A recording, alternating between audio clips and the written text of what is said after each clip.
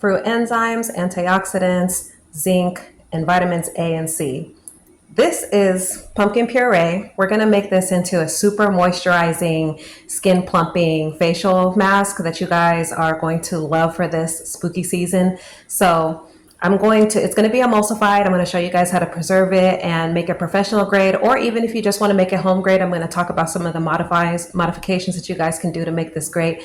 And we're going to go ahead and jump right into it. But first, before that, just hang on for a few disclaimers. If you're not new to this channel, then you can go ahead and skip past this in the chapters below, and we'll get right to it. All right, so here's the catch. I'm not a certified chemist. I don't have any sort of formal background or schooling. And I'm saying this just to be transparent with you guys. I don't want to have any miscommunications here or implications that I am anything that I'm not. I'm pretty much a DIYer. I had a pretty successful business doing skincare from 2020 all the way until I stopped in like 2021, almost 2022. And I'm just sharing everything that I know with you guys here. I've learned a lot through trial and error. So I'm here to kind of help you guys get past that. To an extent. I do want to say you guys are still going to have to do your own testing. You guys are still going to have to do research on the ingredients so you guys know the full function of these, the full extent. I'm just here more so for inspiration to kind of help you guys get started on some ideas. There's so many things to make, so I know sometimes a little push in the right direction can get you guys to go. So that's basically what I'm here for.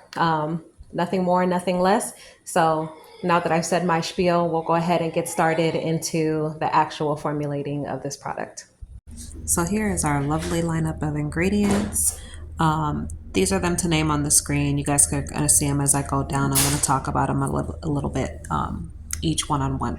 So this is Babassu oil. You can also use coconut oil or fractionated coconut oil. Since it's for the face, I recommend using fractionated if you want to, but Babassu has pretty much the same properties as coconut oil, or the same feel, I should say.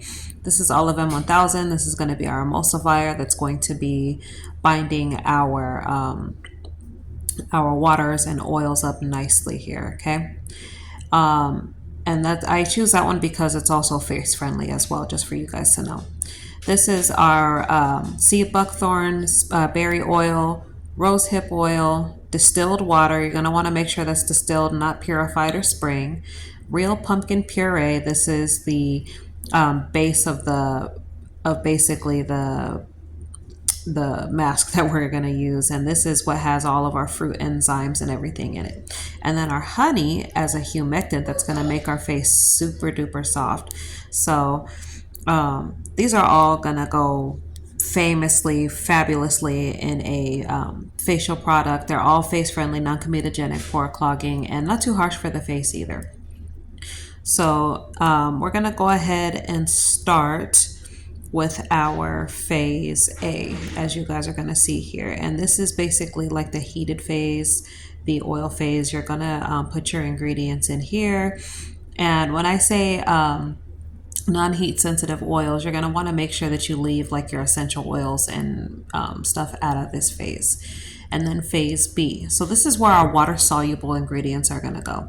You're going to have the water first, obviously here, and then you're going to add in each ingredient, and you're going to fully solubilize or hydrolyze them.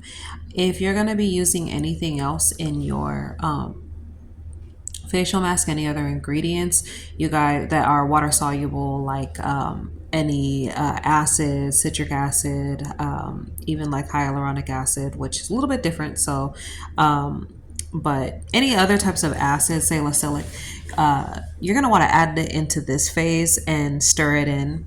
I always like to do humectants first. If you're not comfortable using honey, you can just use vegetable glycerin.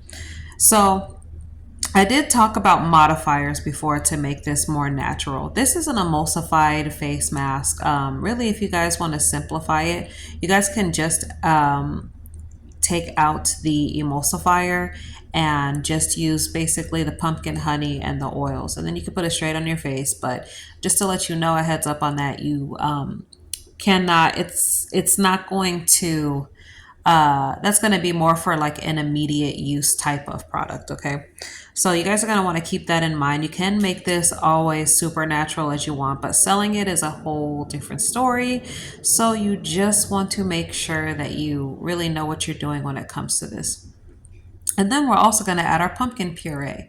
You can lessen the water if you want it to be thick, a little bit thicker, but just remember whenever we're doing an emulsified, any emulsified products, you're going to want to make sure that you have more water than you do oils, and not just water soluble ingredients, but more water, period. Because otherwise it's not going to emulsify, and you'll see that whenever during the emulsification process it is going to get like separated and chunky as opposed to like smooth, and you guys will see that once I combine these phases together. So now that the other phase is done melting, we're going to bring it back. Okay, that's our oils and waxes there, our Babassu oil and our Olive 1000.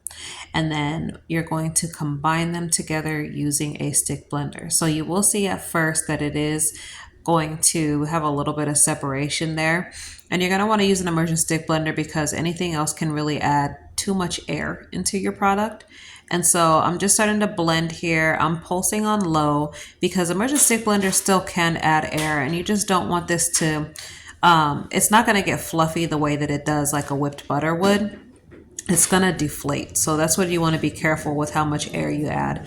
And something else like a hand mixer, like or hand blender might not get the job done adequately. It might not emulsify them or combine them as well. So you just want to keep that in mind whenever you're picking your tool of choice to mix. You need something that's going to properly blend them well.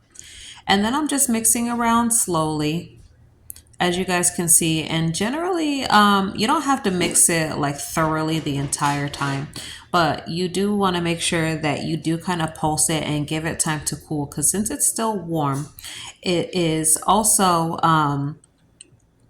since it's still warm, it's pretty much, it needs time to still cool down because it's still pretty runny. So I always say with any emulsified product, with any product really, you need to give it, make sure it's covered so that it doesn't get contaminated with anything, but you need to give it a few several hours to ensure that you know what the final texture is before bottling, seeing if you want to change it, if you want to make anything thicker, if you want to make it a little bit more runny. If you want to add any other ingredients, you just want to make sure that you look at things adequately. And so you guys see I'm going to continue to mix here just intermittently. I'm going to pulse it. And you're just going to continue to basically blend it through. Finally, we come to our phase C, where you guys are going to see me add the remaining oils as well as the our preservative is going to go here once it's cooler. So there's a phase C because you have to wait until the ingredients are cooled down a bit to make sure that you are not going to, that they're going to perform well as they are supposed to in your product. And what happens is if you have, if it's too hot with certain ingredients, it could really just lessen the properties or values that they have. Like for example, if you put in your preservative when it's too hot, then it could damage the preservative and the preservative won't do its job, and you'll notice molding in your properties. In your projects. And then even with essential oils, you can kind of burn out the scent. Same thing with fragrance oils as well. And even just those sensitive oils that I say have a lot of properties that can get ruined by heat. Heat can refine things. Heat can help bind. Heat is good in certain senses, but for other things, especially when you're talking about oils that have living properties, then it can actually kill them. And as you can see here, it's already getting thicker a little bit, but what I like to do is I like to let it set overnight for several hours to ensure that I get the exact kind of texture that I want. So what I'm going to do here is basically set this aside, and then we're going to come back and see what that final texture is. So it didn't thicken up too much, but I really like this. It's a light, thin mask and because of its lightness, it goes onto the skin almost clear. It doesn't create like a thick, cakey type of mask. It is a rinse-off product though. And watch as it goes on. I'm going to put it on my skin right now. And You can see it kind of goes on, like I said, kind of sheer, and then it rubs on smoothly. So this is a product I know you guys are gonna love. Let me know how it goes.